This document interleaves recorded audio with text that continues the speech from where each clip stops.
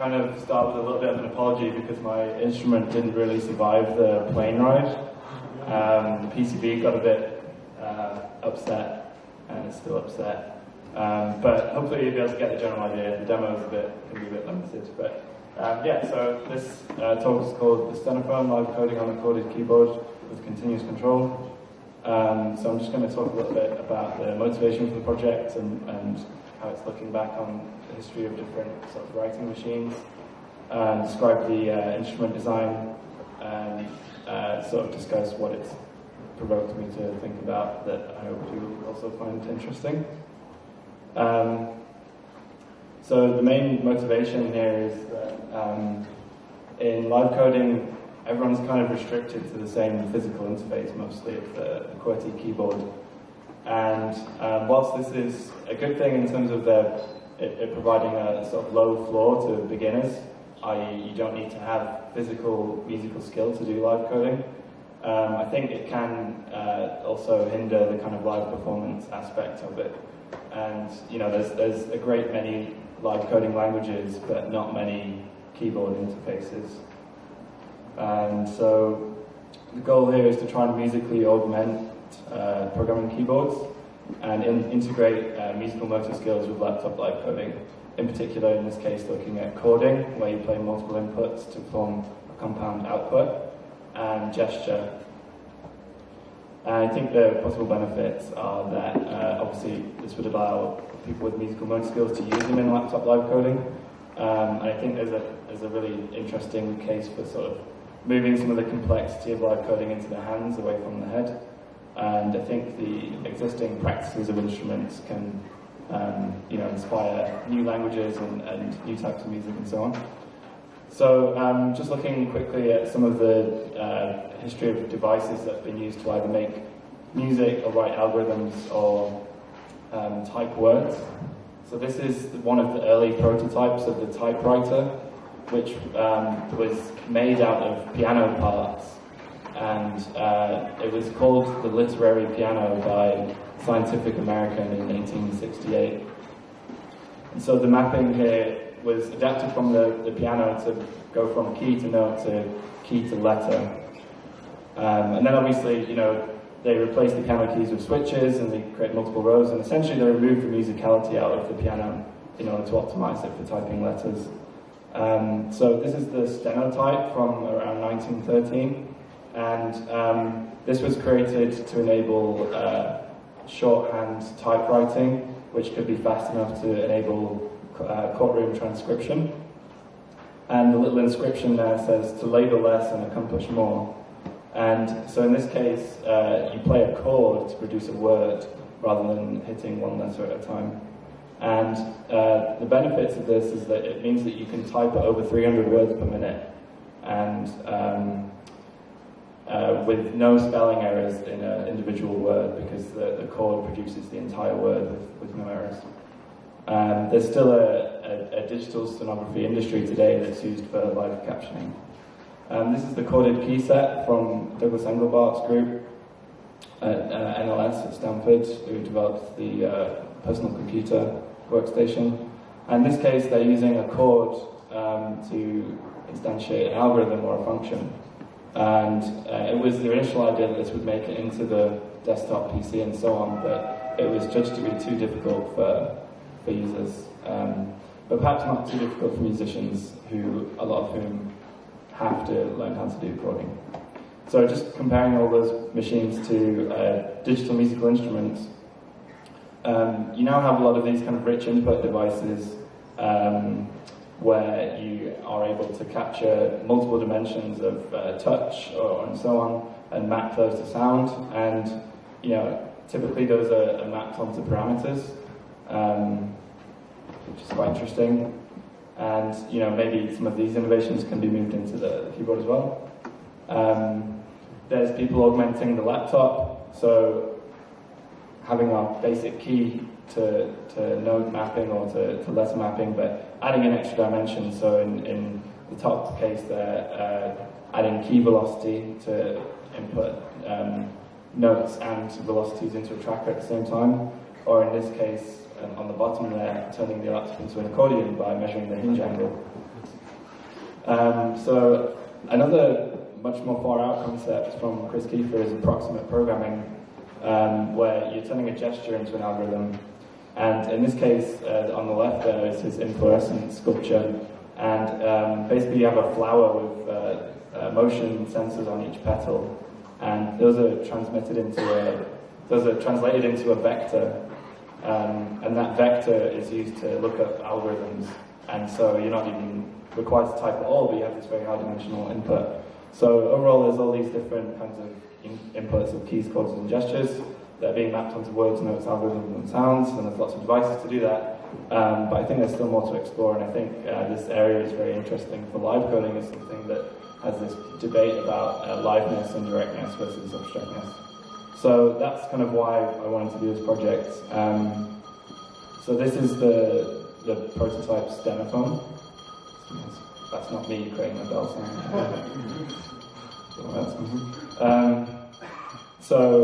Yeah, I just very simply called it Stenophone because it's stenotype and it makes a sound, although it doesn't right now. So there's these very nice ergonomic keys. And so the augmentation that I did is to transmit the key height. I'll just explain how that works. I'm using some very cool software from the Open Steno project called Plover to do the stenotyping. So the basic mechanism is that you push the key down, and then that mechanical activity is translated into a lateral motion. So you push the key down and the type moves forward to print onto the roll.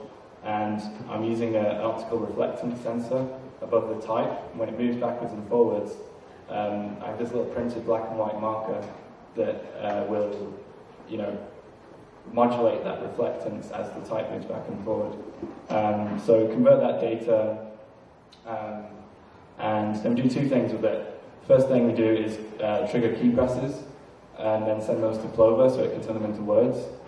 And then, secondly, we also transmit the continuous OSC data because we want to use that for a gesture as well. So you have these two kind of types of input existing simultaneously. So that's an overview, and I'm going to try and see what I can actually demo right now, but it's not going to be very flashy.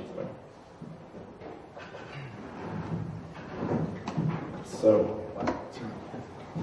on the left is the kind of visualization interface that I've built, and so just looking at the raw data, you can see that for each key, in getting the key height data, and then I've set some thresholds such that a key will be actually triggered once it goes above a threshold. And unfortunately, about half of these keys are dead right now, which is why I can't demo it. So that's a single input. And on the right there, you see the Plover interface, which is how the chords are generated. So if I just enable that now.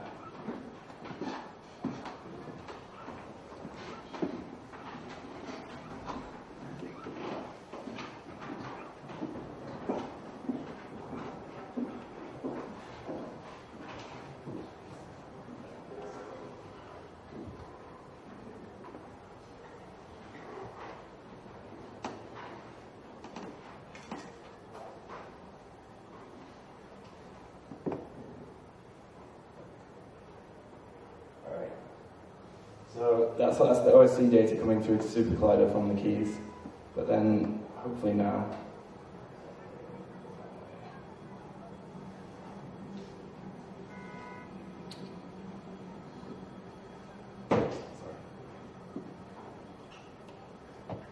Okay, so I can't really play chords because some of the keys are broken, but you can still see the idea that basically one key input is translated into a word rather than an individual letter for the keys that do work,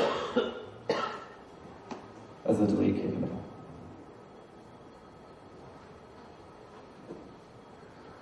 Okay, so that's a basic demo of what it physically does. I can't really show too much of the mapping, but I'm just going to describe kind of where that's up to very quickly.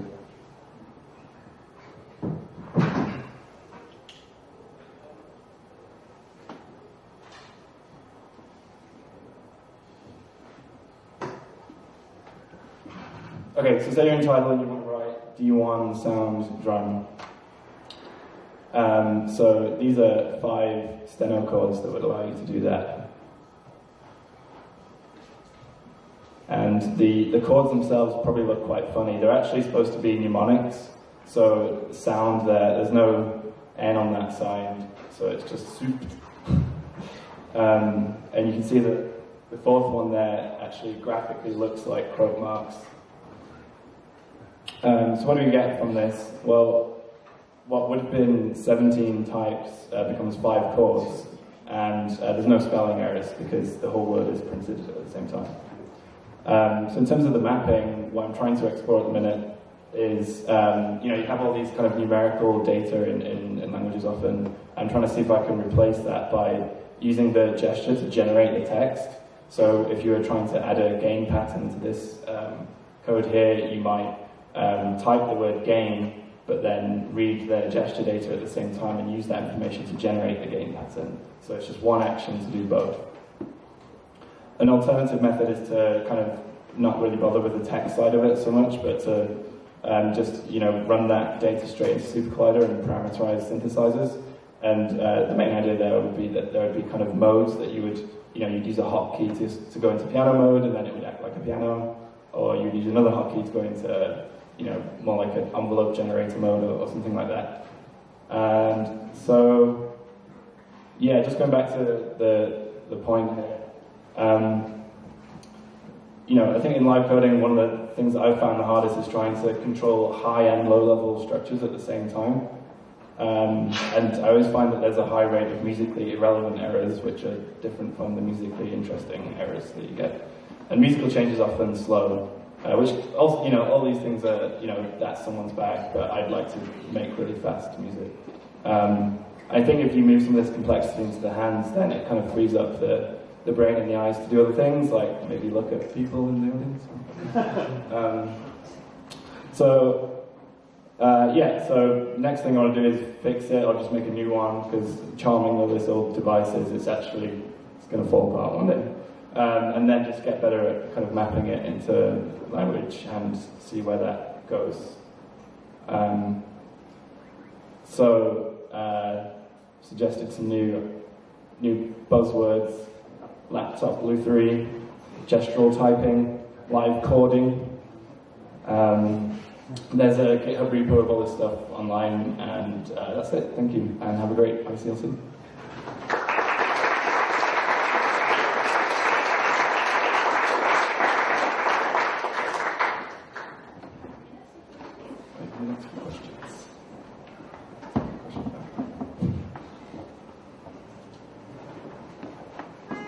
Hi, thanks a lot for that talk. I could talk to you. I have many questions, but I can ask you later. One thing that occurred to me was, don't you know the early typewriters, the early typewriters in the 1800s, and how there's those, since you're talking about typing systems in a way, this is what I got from this, the early Chinese typewriter, they actually brought the paper to the key as opposed to what we do normally, put the key to the paper, right? If that makes sense, I understand? Yeah. So the system actually let you move the surface on which the print goes, let you move that surface around to the position where you then press key into the paper, and I'm simplifying it, I'm no expert in Chinese typography. They discovered, that that's a lot of physical work if you're trying to make a coherent sentence, because the keys would be set up, say, in characters, right? That would be set up according to a logic, I guess. Again, I don't speak Chinese, but a logic that is not consistent with, like, speaking. So you do a lot of extra moving around, right? Trying to form sentences. So eventually, they start to arrange these characters in a way that is more ergonomic in terms of having to move the paper around. Does that make sense? I'd really love to do more.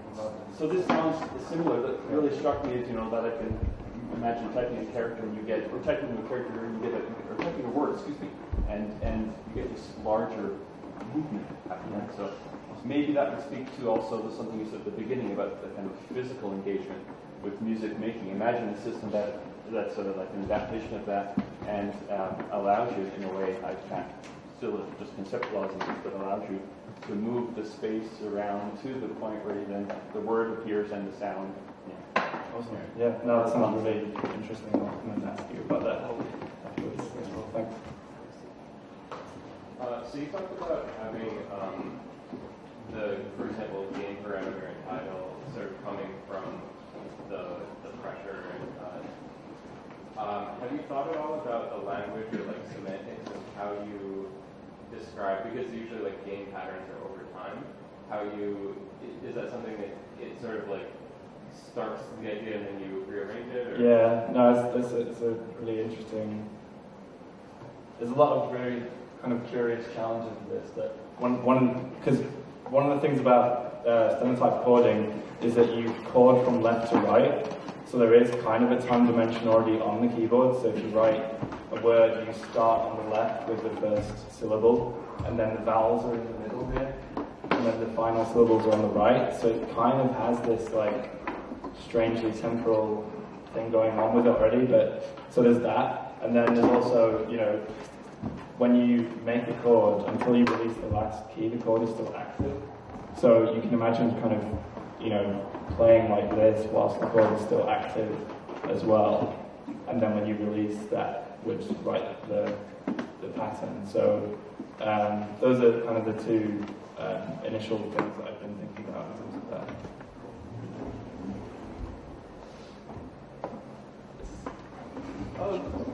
Interesting stuff. I mean, you're kind of touching on the heart of what live coding is by adding another layer of live coding on top of live coding. It's kind of fascinating. I was just wondering, like, from an audience and kind of experiential standpoint, like, how do you think this affects the whole set of live coding? Yeah, I mean, I can't really say yet because I haven't actually done that live. So I'm very interested to find out, and I'd love to be able to like do some kind of like eyes-free live coding somehow. Yes. What I can tell from your percentage, you've got a system where you're entering text, you know, as you go, and then perhaps holding on to things that you're half editing and modulating them. This is a sense in which you can go back that way, you can go active, and then have the classic live coding stuff. Yeah, that's an interesting one. So there is a.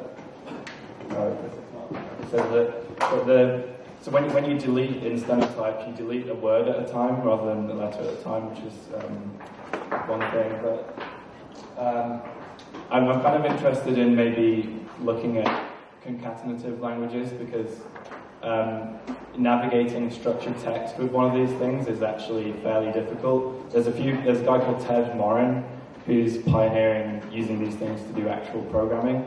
And there's like macro keys for turning it into, you know, up, down, left, right, and so on. But I think it would be very cool if it could just be completely sequential somehow. So yeah, if anyone knows about concatenative languages, I'd love to hear more about that. Yeah.